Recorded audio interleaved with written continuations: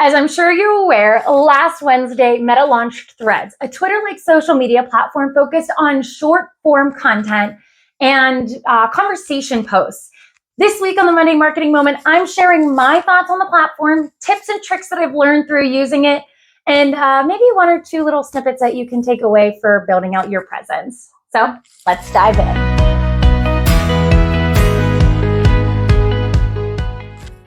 Hello and happy Marketing Monday. This week, I'm diving into the most talked about social media app this week, Threads. With more than 30 million people downloading Threads in the first 24 hours, it's one of the fastest growing social media apps ever. And as of today, there are more than 100 million users that have signed up. So what's the draw? Well, personally, I haven't been able to figure it out. I've been trying to figure out who I want to be on the platform, what I want to do. I had a Twitter in the mid 2000s when it came out, and I remember the early days of posting, and Threads just feels a little bit more like the Wild West after a, surgence of curated content and strategies.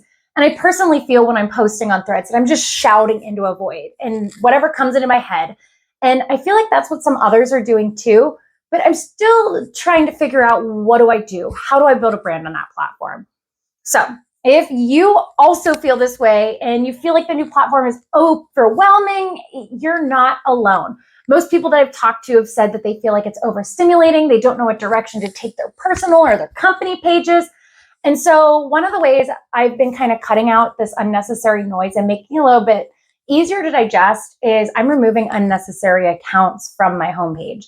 And you can do that by clicking the little three dots in the corner, because Threads is making recommendations to you based on what's trending. So it's not just people you follow. And if you can block some of that out, it'll help you feel less overwhelmed. All that being said, I'm sure you don't want to just sit here and listen to me complain about the platform. So I want to talk about some of the things that I like about it. One of the things that I really like is that you don't really have to rebuild your following from scratch.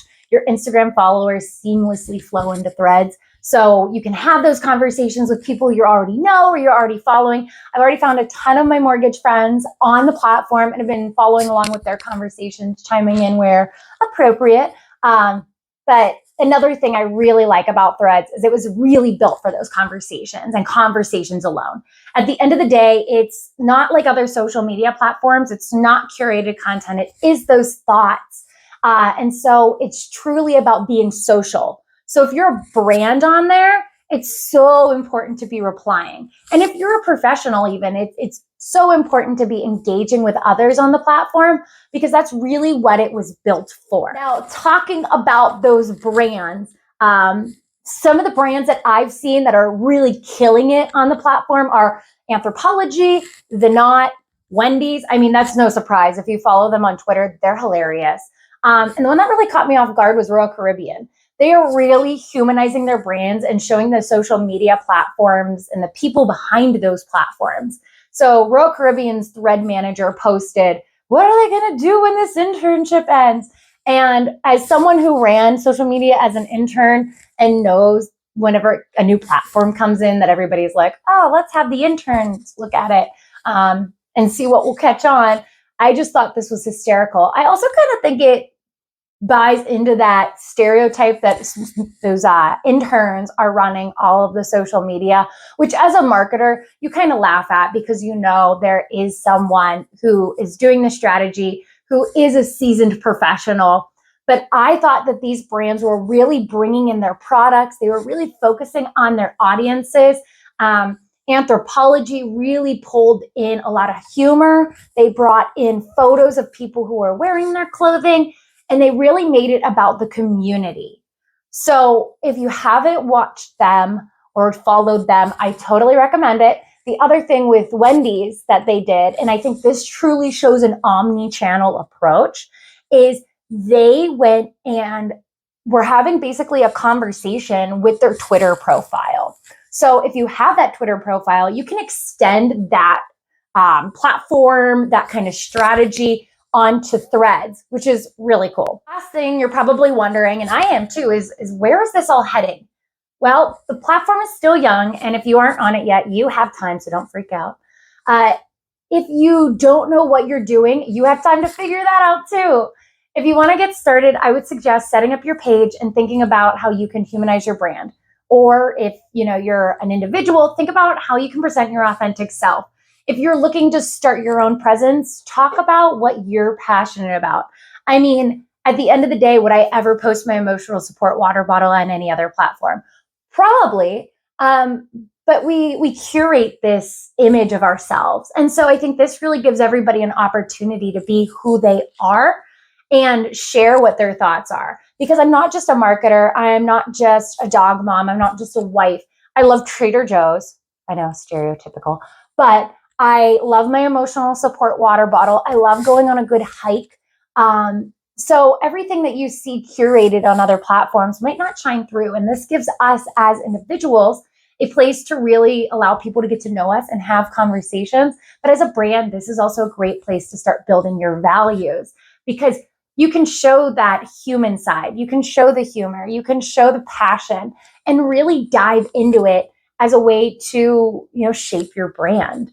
And because the platform's so new, if you mess up at the beginning, that's okay. You have time to reinvent yourself. So I think we need to stop being overwhelmed by it and kind of just set limitations on how often are we going to post? How are we going to dive into this platform? Where's our energy going to be focused? Should we be spending 8 hours on Threads every day, like some marketers were the first day it came out?